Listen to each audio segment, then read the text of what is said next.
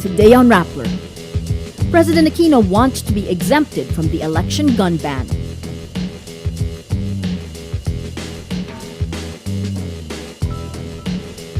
The University of Santo Tomas cancels a forum for senatorial candidates after finding out pro-RH politicians are in the panel.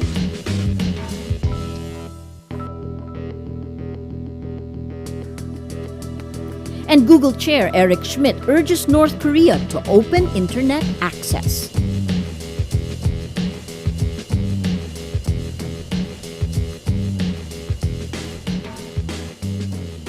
Hello, I'm Maria Ressa. Welcome to Rappler, your social news network. President Benigno Aquino on Thursday files an application to carry a gun from January 13th to June 12th, the election period. The president's hobbies include target shooting. COMELEC Commissioner Elias Yusuf says Aquino wants the COMELEC to exempt the revolver he uses for target shooting. COMELEC Resolution number 9561 prohibits anyone from carrying a gun during the election period. 38 groups are exempt from the ban. The president is not among them. But the COMELEC spares Aquino's presidential security group from the gun ban. In the resolution, COMELEC continues to provide security to candidates facing death threats. The COMELEC limits exemptions to candidates and their family members within the second degree of consanguinity or affinity. COMELEC assigns only up to 2 bodyguards. Liquor makers seek a temporary restraining order to stop the government from implementing the sin tax law. The new law, which prescribes higher tax rates on tobacco and alcohol products, takes effect January 1. The Distilled Spirits Association of the Philippines says distilled spirits makers will be under double taxation because there are taxes imposed on the raw material, ethyl alcohol, and on compounded liquors produced from ethyl alcohol. DSAP says some companies already paid 1.7 billion pesos in excise taxes for its ethyl alcohol inventory. Members of DSAP include Distilleria Limtuaco, San Miguel Corporation, Ginebra San Miguel Incorporated, Tanduay Distillers Incorporated, Emperador Distillers, and alcohol distilleries Absolute Chemicals Incorporated. The Philippines may already have a reproductive health law, but the animosity continues. On Thursday, the University of Santo Tomas cancels a senatorial candidates forum because pro-RH law candidates are in the panel. The Forum on Health, Population and Development was organized to discuss issues surrounding the May polls. In a statement, the Student Council Alliance of the Philippines says UST decided to stop the event for, quote, fear the RH law will be discussed in the forum. Participants and netizens react to the news on Twitter. Bayan Muna Representative Teddy Casino says, there goes academic freedom. Leslie De La Cruz says, to think UST is an authority in health and medicine, what the admin did was a clear disrespect to students' right to informed choice. LP candidate Risa Ontiveros says the university should be a platform for education, not a breeding ground for ignorance and intolerance. Iloilo Representative Janet Garin talks about the long road to get the controversial reproductive health bill passed into law. Garin is the co-author of the bill in the lower house. She says misinformation and church pressure delayed the bill's passage. She also says legislators tended to make safe decisions for political survival. And I realized that the main problem was political survival for many of our colleagues there, even if the advocacy is there. It all boils down to political survival at the constituency level. Garin says the bill passed after 14 years because of President Aquino's political will, shored up by his high popularity ratings.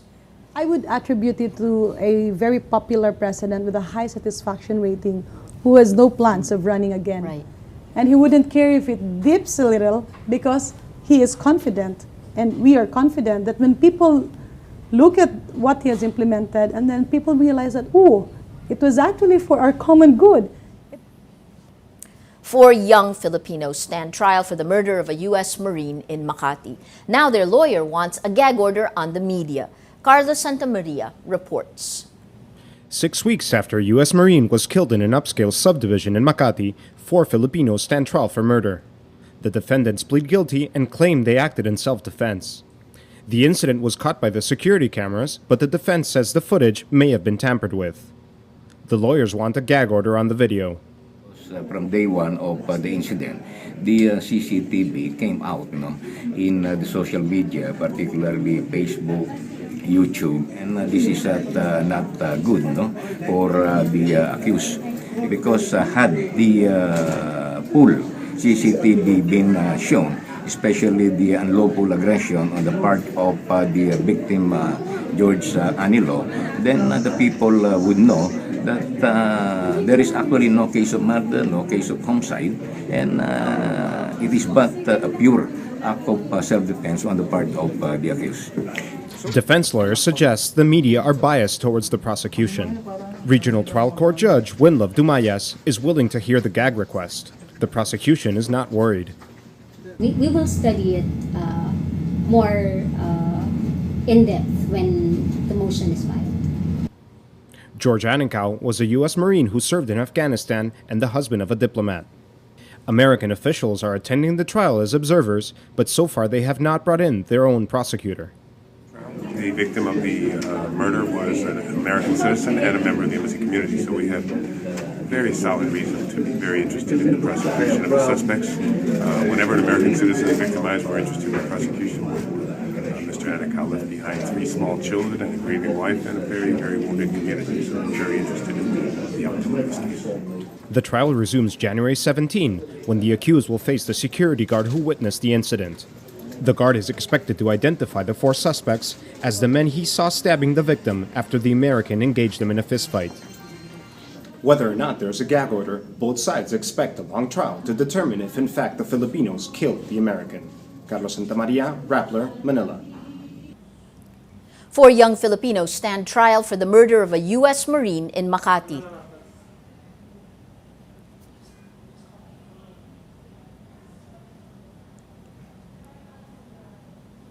Okay, tell me when.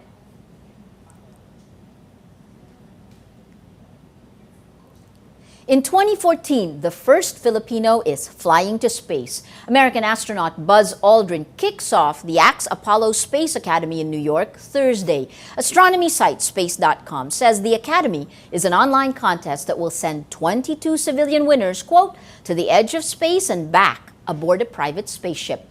They will be on board the Lynx spaceplane built by X-Core Aerospace. The contest is organized globally by Unilever and SpaceXC. Unilever Philippines is taking part in the contest, so a Filipino will definitely be spacebound in 2014. The European Space Agency says an asteroid believed to pose a remote risk of colliding with Earth is 20% bigger than previously thought. Previous estimates put the diameter of asteroid 99942 Apophis at 270 meters, but the agency's Deep Space Telescope shows the asteroid's diameter is 325 meters. NASA says there's a tiny impact risk of about 1 in 250,000 when the asteroid passes closer to the Earth on April 13, 2036. Google chairman Eric Schmidt tells North Korean officials the country would remain behind unless it opened up its internet. Speaking after the mysterious 4-day trip, Schmidt says North Korea's decision to be, quote, virtually isolated is going to affect its economic growth. He adds, quote, North Korea has to make it possible for people to use the internet, which the government has not yet done. Other members of the trip describe it as a private humanitarian mission.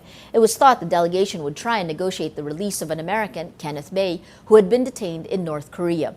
The delegation did not meet the country's young leader, Kim Jong-un, and the most senior official to meet with the group was a vice minister. Many North Korean watchers are puzzled by the presence of Google's top executive in the delegation. The trip was made over the objections of the State Department, which said it was ill-timed. Well, let's now look at Rappler's Wrap for today, a list of the 10 most important events around the world you shouldn't miss. At number 2, is there a national flu epidemic in the United States? On Wednesday, Boston declares a public health emergency after the flu virus kills more than a dozen people. Authorities in Boston confirmed more than 700 cases compared to just 70 at this time last year. On Thursday, at least 3 more states, Montana, South Dakota, and Arizona, report widespread flu, bringing the outbreak to 44 states. The CDC says the percentage of people going to the hospital for the flu doubled in the past month.